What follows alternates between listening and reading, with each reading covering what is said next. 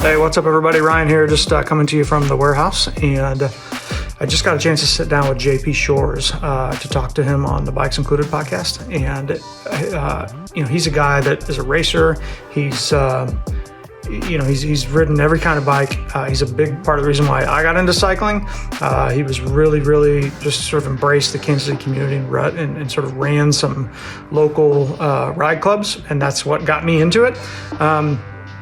And a few years ago, he had some setbacks, and the bike got him back. And he tells us the story here in this podcast. So I hope you enjoy it. Take a listen. Well, so let's get started, man.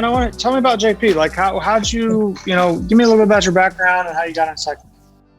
Yeah, so cycling's been a part of my life since I was about 14 years old. Well, actually, before that, as kids, as I'm sure with you, you discovered your first freedom, right? Is riding a bike. For at least it was for me and my friends in the neighborhood and all that. And at that point in my life, I already liked to try to go fast. I was fortunate to grow up in a roller skating rink. My parents owned a roller skating rink, and I was a speed skater. So,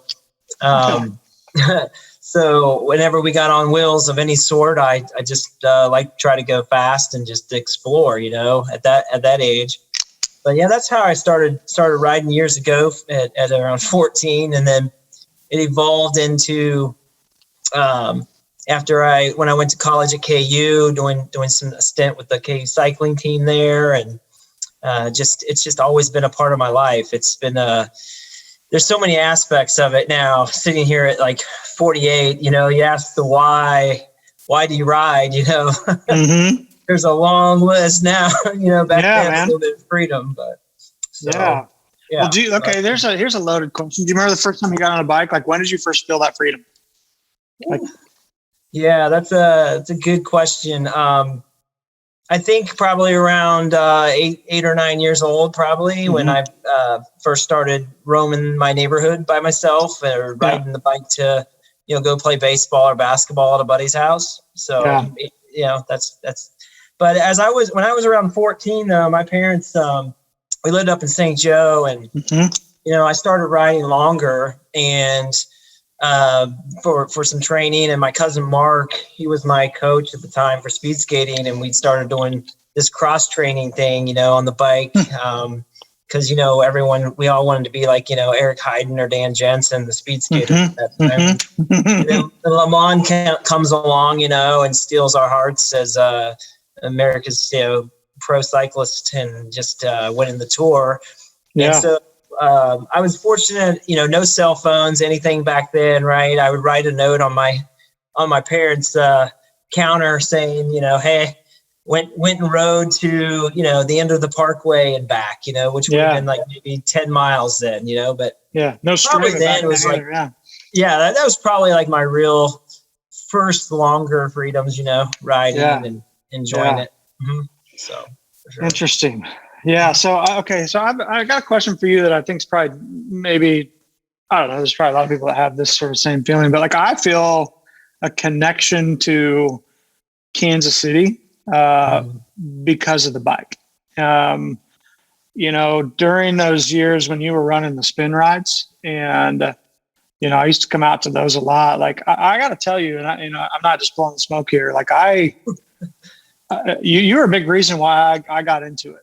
Like, I started going to those rides, and I was like, man, this guy's like, I don't know, I just saw your passion for it. And what was so interesting to me is how, like, during that time, and it was a really weird, there's a lot going on, but like that was happening. I was getting into cycling. I was starting to go to all these local rides, like, and then the Royals were in their run, and it was just like this crazy, like, Kansas City love fest. Like, I felt like I was just like deep into Kansas City, and there was a lot of getting to know the city and doing all those rides and the routes. Like, my question to you is, how do you view cycling as it relates to like the relationship between bikes and cities?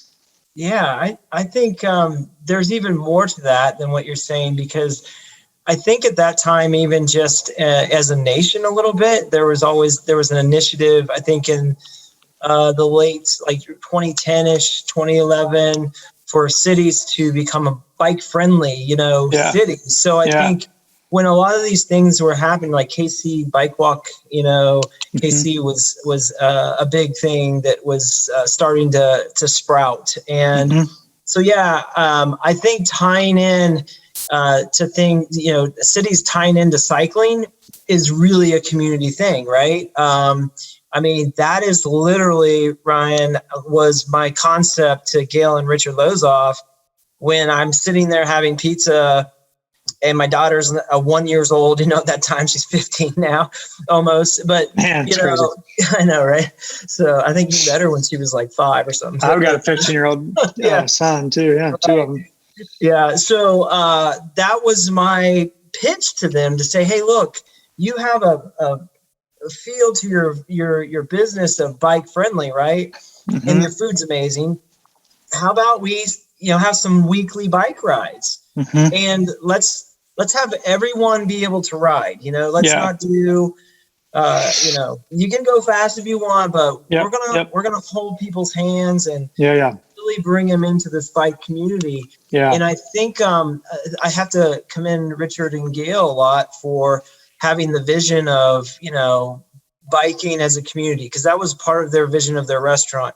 They got the concept a little bit from Italy, if you will. Go overseas. Spin pizza, right? Yeah. Yeah. So if you go overseas, riding to somewhere, the cafe is is part of a lot of group rides, right? And I think that concept is evolved here, which, to your point and your question of how cycling relates to a city vibe and everything, I think that is it's a major vibe, because you can actually talk and congregate and also feel good. Your endorphins go when you ride, and it's very powerful that way.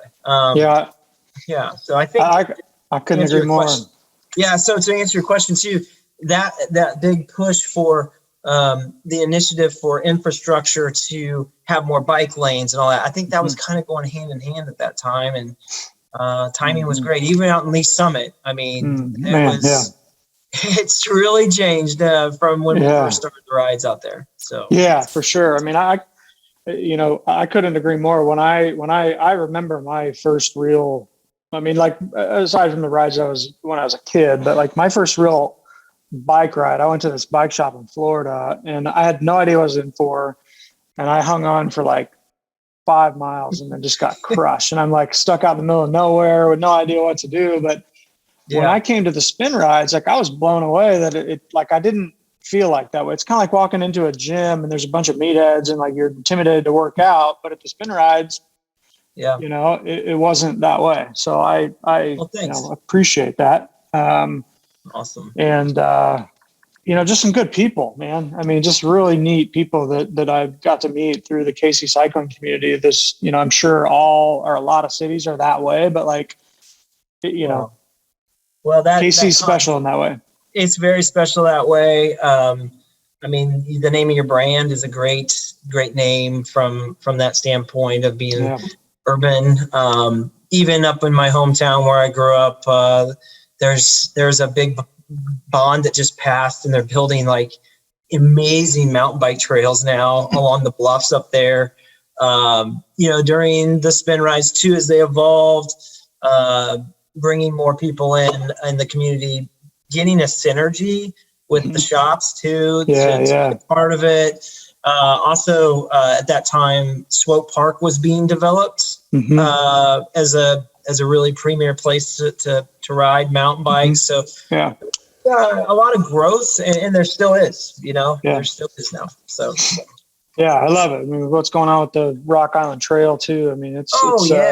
It's so cool to see what's happening in Kansas City right now. And, the Bentonville community is the same. I don't know if you've been down there lately, but it's out of this world. I was riding the back 40 a few weeks ago, actually. My daughter actually went down with a friend and stayed with one of her friends, and she's ridden more probably trail there recently than I have. So it's kind of cool. It's so cool. Yeah. So, all right. So here's a question for you. Then I if you don't want to get too far into it, I understand. But I want to hear about your recovery story, man. I mean, I know you had some, you had some issues maybe, I don't know, 3 or 4 years ago. And if you don't want to talk about it, we can edit this out. But No, it's all right. I know, and then I also, this may dovetail into your 100 days of cycling this year that I watched closely. But so Cool. Tell me about that. So yeah, that was a really tough time, obviously, Mm-hmm. during that time. That was kind of towards the tail end, as well as the spin rides were going to go in a different direction at that point. We had a really good run with those, and spin as a company was going in a different direction. So that's sort of why we really don't have them anymore. But back to your original question. So yeah, in November of 2015, I had signed up for the DK, the Dirty Kansas, which is not. So, and that race was going to be in June. So I started training more. My friend Michael Reuter, who actually helped me with spin rides and all that, he coached me through the Ironman in 2012. He coached me through one of my fastest half Ironmans in 2014. And so I was like, hey, I'm going to test out this gravel thing. And so we go out for a ride, and we're out riding. And a few minutes into the ride, I was not feeling good. I had a chest pain. And but it was an early November morning, and even like right now, the weather today, this morning, if you were rode this morning, you might have felt it in your lungs a little bit, right? But so I was having a little bit of trouble breathing and just having some chest pain, and I thought, well, I'll just go away. I've had this before when when it's been cold, but it didn't go away. So I just kept riding though. Were you by yourself, or was Jim was with you, right? No, so Jim Kennedy was not with me at that point. No, it was Michael Reuter who was with me. Actually, Jeff McCool, who's leading 3 Feet Cycling now. He was actually on that ride. I think he was riding for Bella Plus at the time. There was a couple other people that I honestly can't recall, because of the situation. So we rode out, and I was having a really hard time staying with everybody. And a little unusual for me. But so on the way back, I finally told Michael that, man, I just don't feel good. And so he's like, well, it's okay. Just take it easy. So I took it easy, but I was really falling back. So he fell back with me, and I was feeling worse and worse. And basically, finally at mile 31, and we were about 12 miles from being home, I just said, I can't ride anymore. My chest hurt. I wasn't feeling good. So I just sat down, sat on the side of the road, and Michael took off. I told him to leave because I was like, go get the car, come back. I'm going to be okay. Yeah. Well, lo and behold, I wasn't okay. And this gentleman stopped in a truck and asked me if I was doing all right. And I said, well, no, I'm having this chest pain, but I think it'll go away. I think but I've been saying that for the whole ride, right?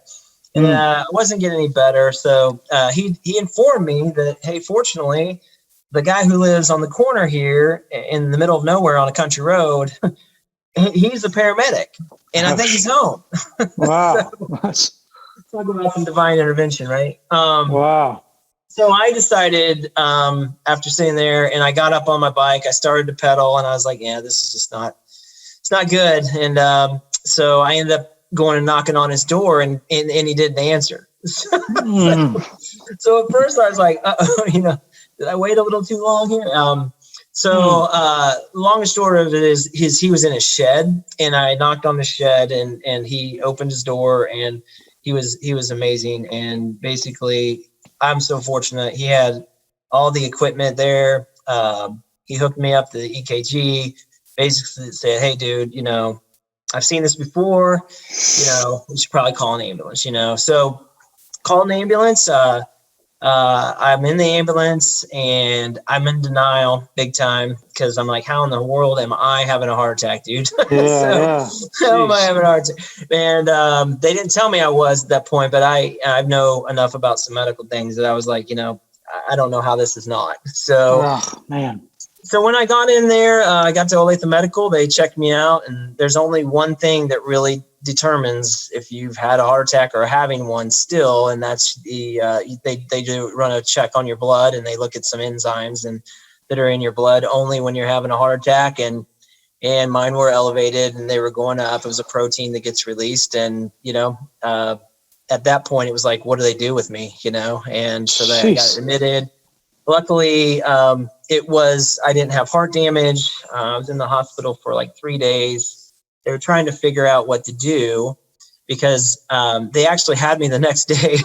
I'm in the cardiac unit and I'm walking around it as fast as I can because the doctor's like trying to say, well, yeah, let's try to just reproduce something, and finally they ended up cathing me and finding that I had a genetic issue. I had a right coronary artery that basically had like a 90-degree turn in it. And wow, the body is amazing. The body's amazing because, it could have happened when I was 20, 18, who knows? But it was going to happen. Yeah, it was going to happen at some point. But the doc said he didn't think I had heart damage or anything because when they shot the dye in, I had all these capillaries, little blood vessels that formed around the curve.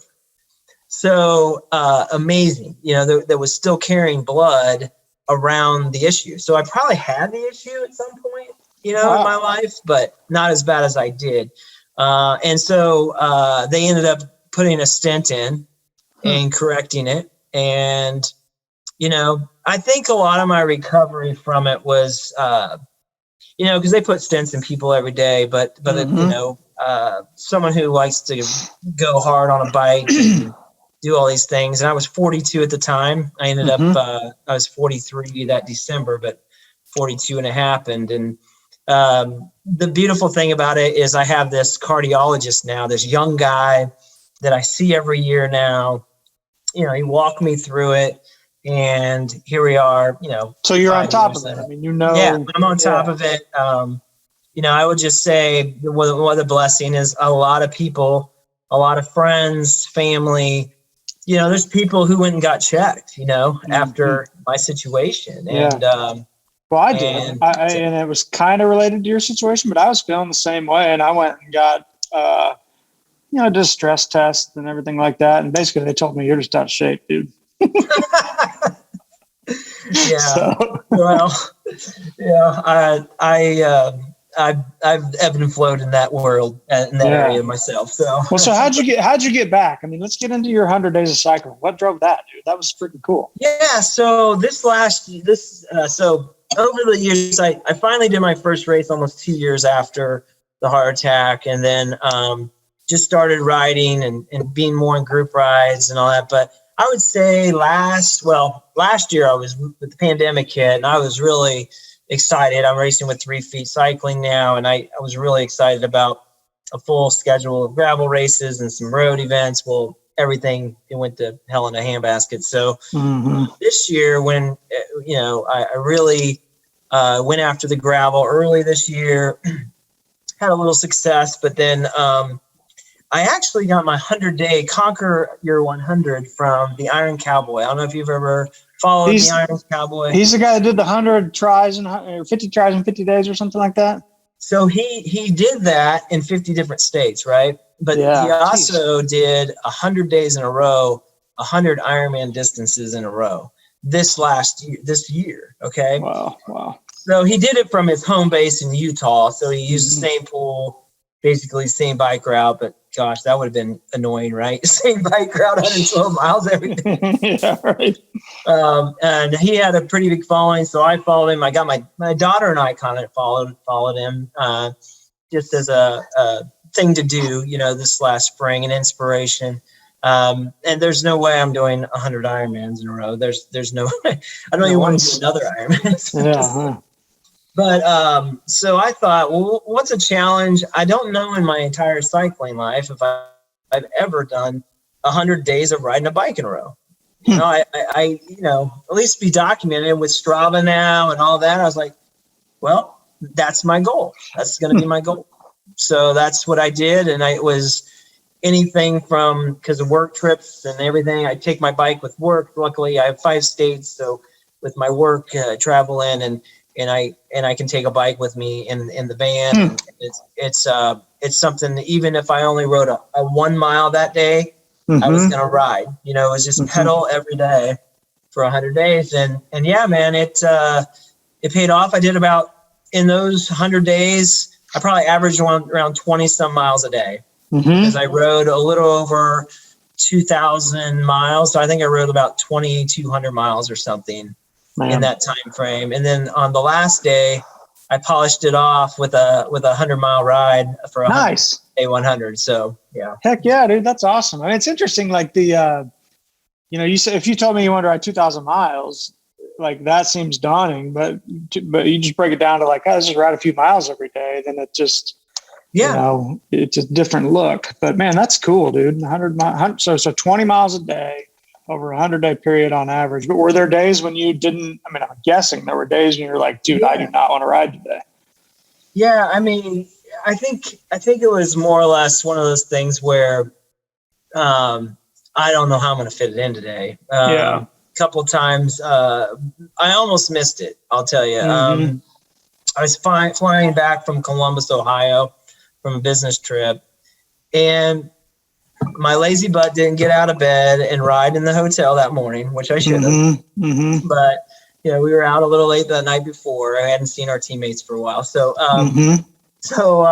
I didn't do that, but I got to the airport at 9:30. I thought, I'll catch my flight at 10:30. I have 2 stops. I'll be home. So I was supposed to be home by 5, right? Have you flown lately? I mean, it is. Yeah, it's a pain in the ass. It's a disaster. So I ended up flying 3 flights. First flight canceled. Flew to Baltimore I literally got here at home at 11 o'clock at night. And I was like, well, and it was raining. so I'm like, okay, what are you going to do, man? You got to do. So I just set the trainer up and got on the trainer and did it. It's just the mindset, I was like, even if I do 5 miles, I'm going to do it today. I'm going to pedal and get it done. So, dude, that's awesome, man. Thanks, bro. I love it. Thanks. Well, man, it's been amazing catching up. I am super pumped that you took the time. I really appreciate it. I'd love to hit a 3 feet ride sometime soon. I've been dealing with a little ankle injury, but I think I'm good now. So, cool. I'm gonna hit the trainer hard this winter, and then maybe I can hang with the big boys next spring. Yeah, but if you're down there in Arkansas quite a bit, I mean, hopefully maybe you can get out down there when it's. Yeah, I'm gonna get out tomorrow. Are you? Cool. Yeah, I'm gonna get some miles in tomorrow, and hopefully get back in shape over the winter and hit it hard. Yeah, I'm looking forward to watching your brand evolve as well, and let me know what I can do to help, and cycling, the community of cycling really helped me get through my issue too. I mean, there's just so many good people. Yeah. So, it's a good community. Yeah. Well, man, I appreciate it. I probably wouldn't be in it if it wasn't for you. So I certainly, I appreciate it, man. And one of these days we got to get together and ride again, dude. Yeah, absolutely. Just let me know. So. All right, man. Take care of yourself. Be safe. All right. Get out there and go, man. Go. I will.